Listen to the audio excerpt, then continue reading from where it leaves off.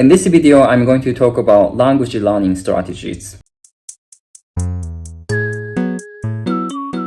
So language learning strategies, as the name says, it's a strategy, approach, or technique in order to facilitate language learning process. There are six, in general, there are main six language learning strategies, which are memory strategy, cognitive strategy, compensation strategy, metacognitive strategy, affective strategy, and finally, social strategies. The first language learning strategy is memory strategy. So this is the strategy or technique to facilitate to memorize or remember vocabularies or grammatical rules. For example, there are lots of memory strategies. It depends on the person, but as we all know, for example, using flashcards, or I have my memo in which I just write down the new vocabularies, and when I have time, just look it back to revise the new words or words that I forget. And also, for example, association. For example, try to remember words which are associated with each other. For example, Monday, Tuesday, Wednesday, Thursday, Friday, all of them. Not each word, but as a whole, memorizing several words at the same time. Or just writing down the same word or phrases over and over again. You use your hand, and you have a kinetic input as well, not only visual input. So it's that would encourage your memory to memorize the words. For example, Japanese people, when we are in schools, kanji, originally Chinese characters, in order to memorize them, we keep writing kanji over and over again. That's one of the memory strategy. The second language learning strategy is a cognitive strategy. So this is a strategy or approach to facilitate to understand or digest the new information, grammatical rules, new concepts, etc., etc. For example, in English, when we use verbs for the third person, we need to add s, right? So for this grammatical rule, I used to write down in my notebook that for the third person I need to add s. There are some exceptions, blah blah blah. But this is all. All of this was for me to make it easier to understand the grammatical rules.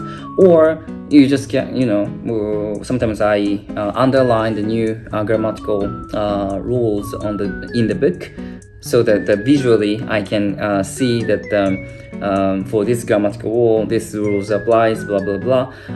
So this is the cognitive strategy. And also summarizing with your own words is also very helpful in order to understand, digest new information. The third language learning strategy is compensation strategy. This is one of my favorite words. So compensation strategy is some kind of using the alternative words or phrases or knowledge for things that you don't know or you don't remember. For example, when you read a book, when you hear a conversation and there are several vocabularies, words that you don't understand, we can kind of guess what it means by the context in the book or in the conversation. This is also one example of compensation strategy. And also using different words to refer to the word you don't remember but you want to say. For example, ambulance, right? Ambulance. Let's say I don't remember this word, ambulance. I will say a car. I think the color is different from each country, but a car for those who need help and which goes to the hospital or something.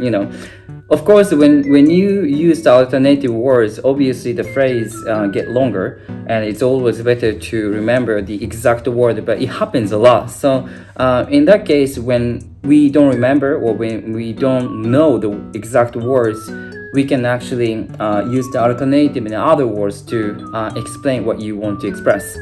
And also, this is my favorite, but I don't recommend to use it so often, which is avoidance. Avoidance is one of the compensation strategies. As the word says, avoid the words or themes or topics that you are not really familiar with. For example, obviously, medical terminologies, I really don't know. So when you talk to doctors or nurses about such a topic, obviously there will be tons of new words, unfamiliar words, and I don't know. So in that case, all I can do is just avoid the topic to talk about. Obviously, this is good at the moment, but if you keep using the avoidance too much, it means that you cannot grow up. So in order to kind of keep improving your language level, avoidance, this strategy is not really recommended, but in order to kind of have a smooth communication at the place, at the time, sometimes it's good to use this. The fourth language learning strategy is metacognitive strategies. So this is a technique to revise or review your own language learning process objectively. For example, today I've learned English and 20 new English words or new vocabularies, just looking back what you study at the day. Or this week I studied this, I read this, I talked to this person in English or something. But revising what you did and see what you can do in the next week to improve your English more. So this is one of the examples of metacognitive strategy. Or setting your own goal. Let's say I want to remember 100 new words in English in 1 month, which means that I need to learn and memorize at least 3 words a day. But objectively, right? But this gives me kind of motivation. I need to learn at least 3 words a day, so I have to do this today or something, right? Or taking a test or exam in the target language. Let's say you study Japanese, right? There is a Japanese language proficiency test called JLPT, Japanese Language Proficiency Test, which is conducted once or 2 times per year all over the world. So obviously, in order to pass the exam for each level, there are N1 level to N5 level. There are 5 levels, I remember. You need to learn every day to pass your target level. So this is some of the metacognitive strategies. This is very useful, of course, and it gives you some kind of very concrete milestones for each step. The 5th strategy is called affective strategies. So this is a strategy related with feelings or motivation. So, this is some kind of a strategy or approach to kind of motivate yourself or control your feelings in order to study and learn more. Let's say you want to study abroad in Japan, or you want to get the job related using Japanese language. Let's say you talk to a person who already has studied abroad in Japan or who already is working with Japanese people. Hearing a story from them, it gives you more motivation, right? Or since you are interested in Japanese culture, anime, manga, etc., etc.,